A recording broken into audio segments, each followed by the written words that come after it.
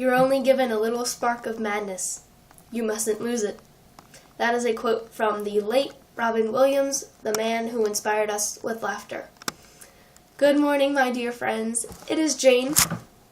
I am going to dedicate this video to the notion of politeness and, of course, Robin Williams. So, my first topic that I'll begin with is the politeness that I just used. You guys, as my friends who know me so well beyond, in addition to my parents, who know me the most, you always say to me, Jane, you know everyone. Whenever we go to the store, you see someone you know. Whenever we're at a park, you run into someone you know. And this is true. And I take that as a sincere compliment from you guys. It is true. I know a lot of people. I'm not going to lie. There are many people that I know of. And knowing people is one of the greatest gifts. Because when you know someone and they know you, my label that I put on that is friendship. You have a friendship.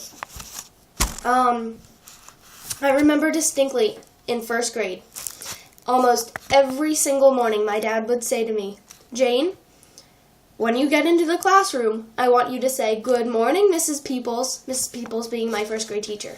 And I said, Dad, that's silly.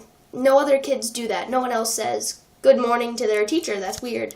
And he said, Jane, if you do that, you'll earn the respect of your teacher and your classmates and everyone that you meet in life. So I started doing that. I started saying, good morning, Mrs. So-and-so, good morning, so-and-so.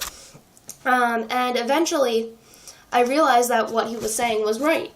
It did work. I earned the respect of not only my peers, but my teachers and also adults. And as I got older, I was seeing that more and more people respect you when you address them, directly.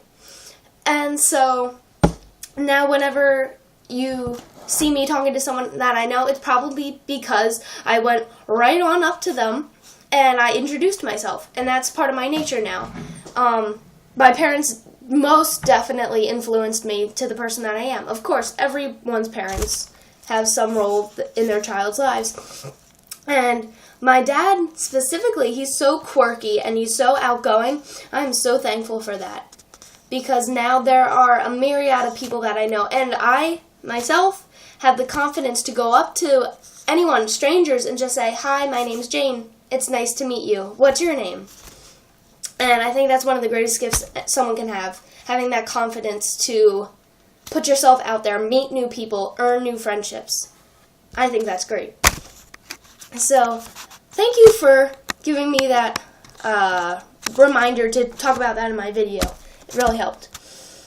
My next topic is Robin Williams.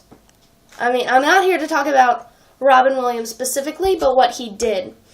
Robin said that when he was younger, he was kind of shy. He wasn't the most outgoing person. And only until high school did he get out of his shell and he started being funny. He started being a class clown. And I know some people who are quiet. They keep to themselves. They aren't really the most outgoing people. But maybe that'll change. People have their whole lifetimes ahead of them. So I'm going to give them time, and I'm going to look back and say, I knew you would come around. People like Robin want me to become a comedian. I like to think of myself as a comedian sometimes because just being funny, making people laugh gives you that spark of happiness, knowing, hey, I made someone laugh. Could I be good at this?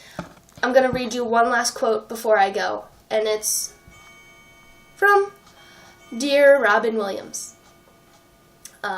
He said, stand-up is the place where you can do things that you could never do in public. Once you step on the stage, you're licensed to do that. It's an understood relationship. You walk on stage, it's your job. I like to do crazy things in public. Or at least I like to think that I do. But maybe one day you might hopefully see my face and say, that's the funny kid. Until next Tuesday, bye guys.